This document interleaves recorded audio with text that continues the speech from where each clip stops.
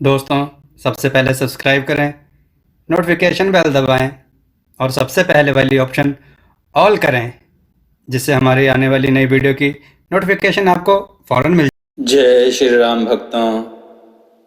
दोस्तों, ये कथा बहुत ही सुंदर है। आज की कथा है कुम्हार की लड़की और शेर का गुस्सा। आइए कथा को श्रवण करें। बहुत समय पहले की बात है कि एक बार किसी देश के दो गांव में लड़ाई हुई। उनमें से एक गांव में एक आदमी अपनी पत्नी और बेटी के साथ रहता था। उनके क्योंकि वह अकेला ही बच्चा था, इसलिए वे उसको बहुत प्यार करते थे और उसकी बहुत अच्छी तरह देखभाल करते थे। जब लड़ाई छिड़ी तो उन्होंने अपनी बेटी के लिए गांव की एक सुरक्षित जगह पर खूब मोटी मिट्टी की छत की झोपड़ी बनवाई और उसको उस झोपड़ी में रख दिया। वहां उन्होंने उसके लिए वे सारी चीजें रख दी जिनकी उसको कभी भी जरूरत पड़ सकती थी। फिर उस लड़की का पिता लड़ाई पर चला गया और उसकी माँ खेतों पर काम करने चली गई। उन्होंने उस बच्ची को उस झोपड़ी में बंद कर दिया और उससे कह दिया कि वह अंदर से उसका ठीक से ताला लगाकर रखे। वे नहीं चाहते थे कि उनकी बेटी अपनी छिपी हुई जगह से बाहर आकर किसी भी खतरे में पड़े, इसलिए उन्होंने उससे कहा कि वह ना तो किसी से कुछ कहे और ना ही किसी के लिए दरवाजा खोले। जब उसकी माँ उसके लिए खाना लेकर आती तो उसके लिए गाना गाती। वह गाना सुनकर अपनी माँ की आवाज़ पहचान जाती और उसके लिए दरवाज़ा खोल देती। यह लड़ाई काफ़ी दिनों तक चलती रही। लड़की भी उसकी उस खास झोपड़ी में बहुत दिनों तक अकेली रहती रही, पर अब वह अपने इस अकेले रहने से बहुत तंग आ चुकी थी। जंगली जानवर भी अपने अपने घर छोड़कर कहीं कहीं चले गए थे। अब वे अपना खाना ढूंढने के लिए बस्तियों में भी जाने लगे थे। वहां जाकर वे घरेलू जानवरों को मार डालते और कभी कभी तो आदमियों को भी खा जाते। एक दिन एक कछुआ खाने की खोज में निकला तो वह उस लड़की की झोपड़ी की तरफ आ निकला। जब वह चल रहा था तो उसके चलने से उसके पैरों के नीचे सूखे पत्तों की चरमराने की आवाज हो रही थी। लड़की इस आवाज से डर गई, पर धीरे धीरे अपने डर पर काबू पाते हुए उसने कहा, कौन जानवर यहाँ से जा रहा है? जैसे ही कछुए ने उसकी आवाज सुनी तो उसने जवाब दिया, मेरे बच्चे, यह मैं हूँ कछुआ। जब कछुए को लगा कि यह बच्ची लड़ाई से बचने की वजह से यहाँ अकेली जगह में रख दी गई है तो उसने और आगे कहा, तुम चुप रहो मेरे बच्चे, चारों तरफ खतरा है, कहीं ऐसा ना हो कि तुम मर जाओ।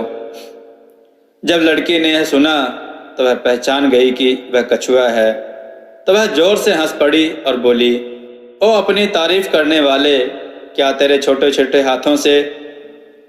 इस पर कछुए ने भी कुछ नहीं कहा। उसने चुपचाप अपना खाना खाया और धीरे धीरे वहां से चला गया। कछुए को गए ज्यादा देर ना हुई थी कि वहां एक हिरन आ गया। उसके पैरों की आवाज सुनकर लड़की ने फिर कहा, कौन जानवर यहाँ से जा रहा है? कौन जानवर यहाँ से जा रहा है? हिरन ने भी कछुए की तरह ही जवाब दिया, मेरे बच्चे, यह मैं हूँ हिरन। मेरे बच्चे, यह मैं हूँ हिरन। पर चुप रहो मेरे बच्चे, चारों तरफ खतरा है, कहीं ऐसा ना हो कि तुम मर जाओ। लड़की ने हिरन को भी उसी तरीके से जवाब दिया जैसे उसने कछुए को दिया था। ओ अपनी तारीफ करने वाले, तेरे तो सींग भी नहीं हैं और ना तेज दांत हैं। हिरन ने भी यह सुनकर कोई जवाब नहीं दिया। वह भी अपनी घास चरकर वहां से चला गया। इसी तरह वहां और भी कई जानवर आए। बकरा आया, जिराफ आया, अजगर आया, हाथी आया और शेर भी आया। सभी जानवरों ने लड़की को खतरे से सावधान किया और सभी अपने अपने रास्ते चले गए, पर शेर नहीं गया। वह बहुत नाराज था। उसने सोचा कि मैं तो इस छोटी लड़की को खतरे से सावधान कर रहा हूं और यह मुझे क्या दे रही है, चुनौती। शेर अपने दांत और पंजे निकालते हुए बहुत जोर से दहाड़ा और अपने पीछे वाले पैरों पर खड़ा होकर उस झोपड़ी पर कूद गया। उसने गुस्से में आकर अपनी पूरी ताकत से उस झोपड़ी को अपने पंजों से बहुत जोर से मारा। इससे उस झोपड़ी की सूखी मिट्टी टूटने लगी। उसने उस सूखी मिट्टी के कुछ टुकड़े उठाए और उनको अपनी पीठ पीछे फेंक दिया। जल्दी ही वह मिट्टी की झोपड़ी के अंदर था और बाहर बस उसकी पूंछ दिखाई दे रही थी। उसको वहां लड़की मिल गई। उसने उसको गले से पकड़ा और मार दिया। शेर बहुत भूखा था, सो वह बिना समय बर्बाद किए उसे खा भी गया, सिवाय उन मोतियों के हार के जो वह अपने गले में पहने थी। एक चिड़िया एक बहुत ही ऊंचे पेड़ पर बैठी यह सब देख रही थी। जैसे ही वह शेर उस लड़की को खाकर वहां से गया, वह चिड़िया वहां से नीचे आई। उसके वे मोती उठाकर ले गई। वे मोती उसने ले जाकर उस लड़की की माँ को दे दिए, जो अपने खेत पर काम कर रही थी।